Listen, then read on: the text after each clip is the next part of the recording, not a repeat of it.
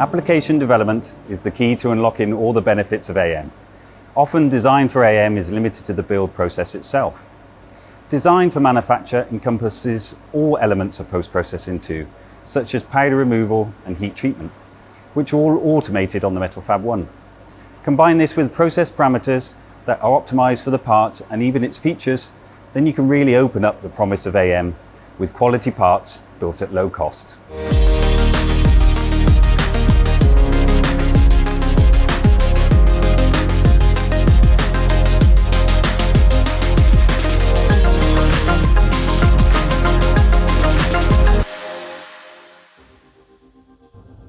Hi there, I'm Alex Redwood, Head of AM Design here at Additive Industries, and I'm going to give a short overview of how we design for AM across the entire process chain. Once the requirements are defined and we understand what the part needs to do, we can support with material selection and process parameter optimization. From this, a tailored material dataset can be generated for the part to be designed to.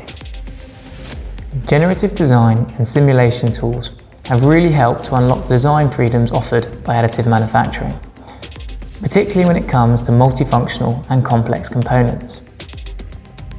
We combine this output with expert knowledge of AM design principles to help our customers create truly optimized components for both performance and manufacture. This means understanding the critical areas of the designs and likely failure modes, and designing the part such that we ensure optimal part quality in these locations. We leverage build simulation software to simulate the behaviour of the component during the manufacturing phases. Distortions or movement the component might be subjected to during the build, heat treatment or downstream post-processes can be simulated, and compensated geometry accounting for this can be exported. This means we are able to achieve tightly toleranced parts first time round. Lastly, we need to ensure that all post-AM manufacturing steps and validation methods have been considered in the design. Allowance for any powder extraction, surface finish treatments or machining stock must be designed in, as well as any test coupons that we want to include in the build to demonstrate part quality. We also need to account for the validation method of the component and design in features for inspection and testing. And after we have fed all of these aspects into the design, we are now ready to process the data for build. Hi, I'm Andy Hawkins, Head of Application Development at Additive Industries, based from our UK facility here in Bristol. I'm just going to talk over some of the tools and methods we use to produce quality parts on the Metal Fab 1 system. First step is to import the CAD model for evaluation. This can be any native CAD format or a step file or an IGES file.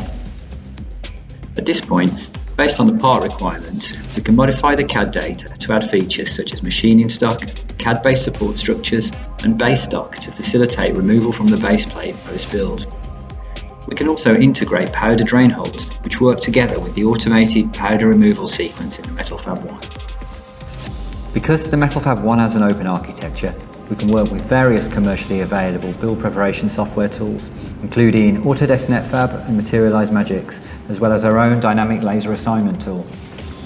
Once we're happy with the part design in CAD, we export in STL format and bring the part into the build preparation software tool of choice. We can check the integrity of the imported STL and make any repairs if necessary. We can then analyse overhanging features to understand if any additional support structures to improve the final quality and geometric conformance of the part are needed. For certain parts, additional support structures will be needed, and there are various design methods we can employ to create these. Supports may be needed to anchor the part or feature, resisting residual stresses during the build process, or to transfer heat away from the surface of the melt pool. At the same time, this should be optimised to allow removal to be as easy as possible, whilst also allowing trapped powder to flow out where possible. The build preparation tool, in this case Magics, allows the design of the support to be manipulated with various types of features, variable spacing, intersection teeth, perforations and angles, all configurable based on the requirements and function of the support. Also, different methods can be employed, such as hybrid CAD and break-off supports, which can reduce build risk and allow more effective powder extraction, or tree-type supports, which minimise contact area with plate or part at their base. Once the build arrangement is complete, we can apply process parameters and assign lasers to the parts. As the Metal Fab 1 is an open system, you're free to develop your own process parameters or adapt and adjust process parameters supplied by Additive Industries. During this stage of build preparation, you can apply different parameters to any of the parts laid out in the build, as well as any support structures which may have been generated. You can then either manually assign lasers to specific parts, taking care to consider gas flow direction and the impact on part quality, or for large parts, utilise the Additive Industries dynamic laser assignment tool to distribute all 4 scan field lasers evenly across the build area.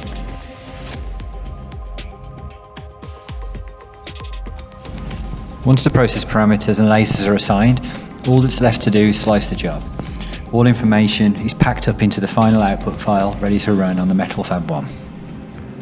Once the build has been sliced and the job file is generated, we can analyse and inspect the output. Here we're using Materialise Inspector to check laser assignment and sequencing, as well as inspect laser scan paths and check process parameters are correctly applied. To operate the Metal Fab 1, you only need to do a few basic things. Since the machine is a fully automated system, we only have to load build plates and a build job into the machine. After that, the machine can run fully automated. It will take the build plate, start up the print job, and afterwards clean the print. So the operator can take a clean print job out of the machine. For this, the operator doesn't need to wear any protective gear. So no masks and no gloves. And these are the basic steps to operate the Metal Fab 1. Hi, welcome to Additive Industries Asia Pacific Process and Application Development Center. I'm Michael, General Manager for Additive Industries Asia Pacific. Our Asia Pacific Process and Application Development Center in Singapore is one of Additive Industries' 4 global process and application development centers. Our engineers are cross-trained to do both process and application development and service engineering work.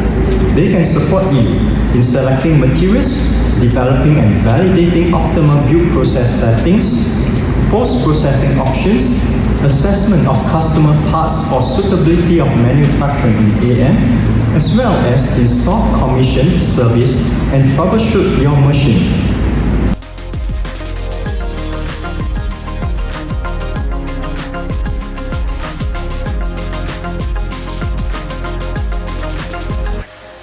Next week is our final episode.